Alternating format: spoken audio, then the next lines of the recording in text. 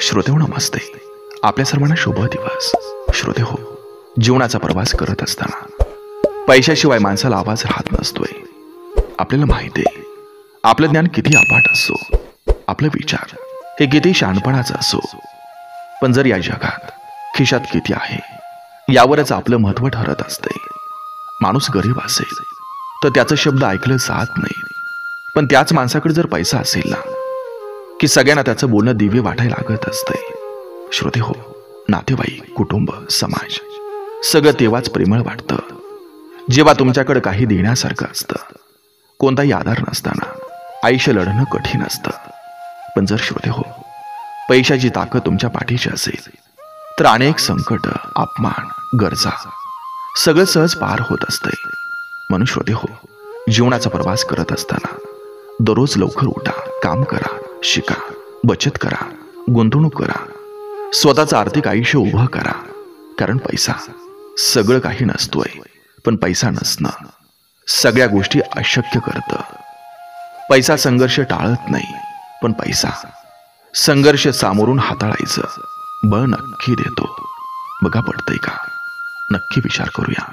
चला, आजही आपल्यासाठी सुंदर विचारांची ही शिदोरी, ही मालिका अशीच पुढे घेऊन आलोय. चला, करूया सुरुवात सुंदर विचारांना, सुंदर सुविचारांना. पद हे जरी शिक्षणानं मिळवता येत असलं तरी प्रतिष्ठा आपल्या वागण्यानं मिळवावी आणि टिकवावी लागते.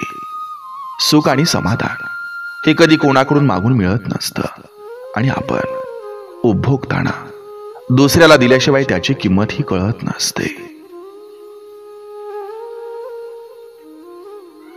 स्वतःच्या मनगटावर विश्वास असणाऱ्यांना दुसऱ्यांच्या सामर्थ्याची कधीच भीती वाटत नाही, आणि अशा सामर्थ्याला हरवण्याचं धाडस नियतीही करत नाही.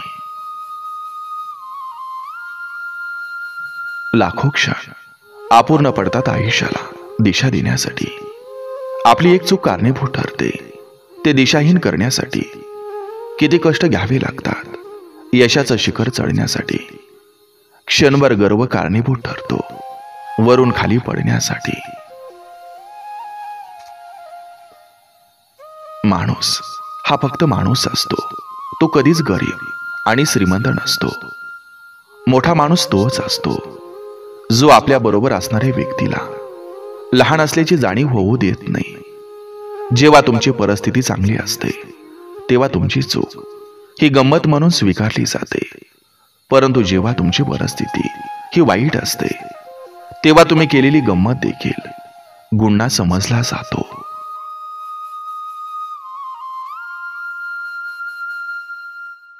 मागितलं तरी सुख हे उसनं मिळत नाही. प्रयत्नाशिवाय कधीच देहाचं शिखर गाठता येत नाही. आपल्या देवावर नेहमी निसंकोच विश्वास ठेवा. योग्य वेळी तो इतकं देतो की मागायला काहीच उरत नाही. काही गोष्टी शांत राहून अनुभवायच्या असतात. काही गोष्टी मनात साठवून ठेवायच्या असतात. प्रत्येक गोष्टीचा बाजार मांडत गेलात तर भावनांचा आदर हा राहत नाही.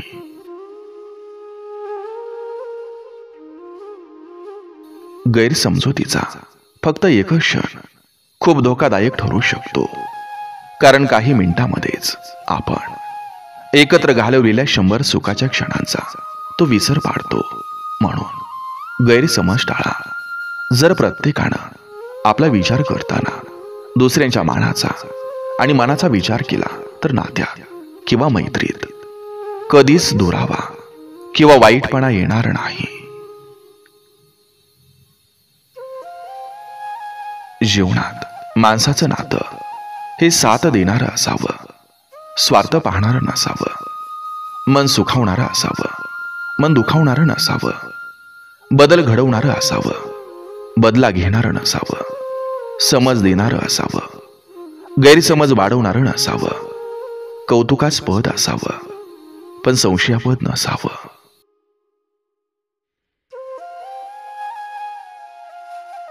मागं राहिलेल्या माणसावर हसू नये आणि पुढे गेलेल्या माणसाची बरोबरी करू नये.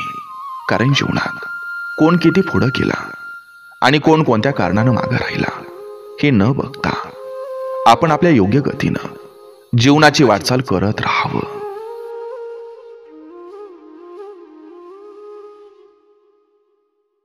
धन कमावतो तो धनवान, ज्याच्या अंगी चांगलं गुण तो गुणवान, ज्याला चांगली बुद्धी लाभली तो बुद्धिवान, ज्याच्या अंगी चांगलं कर्तृत्व तो कर्तृत्ववान, आणि ज्यानं नाती जोडली आणि जपली तो मौल्यवान. वैर्यालाही मित्र बनवण्याची क्षमता ही मधुर शब्दात असते. सख्यांनाही वैरी बनवण्याची क्षमता ही स्वार्थी भावनेत असते. विश्वासाला जिंकण्याची क्षमता सत्यात असते. गर्भ श्रीमंतालाही भिकारी बनवण्याची क्षमता असत्यात असते. आणि जवळ काहीच नसूनही आयुष्यभर आनंदानं जगण्याची क्षमता मोकळ्या मनात असते. परमात्मा कधीच कोणाचं भाग्य लिहित नाही. आयुष्याच्या प्रत्येक वळणावर आपले विचार, आपले व्यवहार आणि आपलं कर्म हेच आपलं भाग्य लिहितात. आपल्याला एखादं नातं मनापासून शेवटपर्यंत टिकून ठेवायचं असेल तर कधी कधी दिसून न दिसल्यासारखं, ऐकूनही न ऐकल्यासारखं आणि बोलता येत असूनही मुक्यासारखं राहावं लागतं. कारण नातं तोडणं खूप सोपं असतं, मात्र जोडणं किंवा जोडून ठेवणं तितकंच कठीण असतं.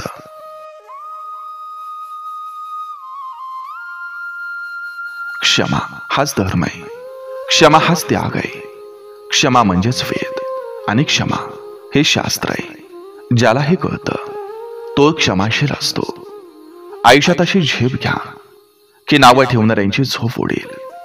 भीतीयुक्त श्रीमंत जीवन जगण्यापेक्षा शांतमय मानाचं गरीब जीवन चांगलं.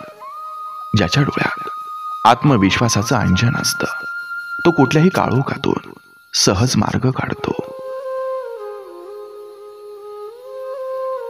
जो वृक्ष फळाने लगडलेला असतो तो नेहमी खाली झुकलेला असतो. खरा गुणवान आणि धनवान माणूस नम्रतेनं वागतो. अहंकारी लोक मात्र वाळलेल्या लाकडासारखे कधीच वागत नाहीत. नम्रता हाच माणसाचा सर्वात मोठा अलंकार आहे. दुसऱ्याला दुःख देऊन आनंदी होतो तो दानव. दुसऱ्याच्या दुःखानं जो दुःखी होतो तो मानव. दुसऱ्याच्या सुखानं जो सुखी होतो तो महामानव. आणि स्वतः दुःख सोसून जो दुसऱ्याला सुख देतो तो देव मानव.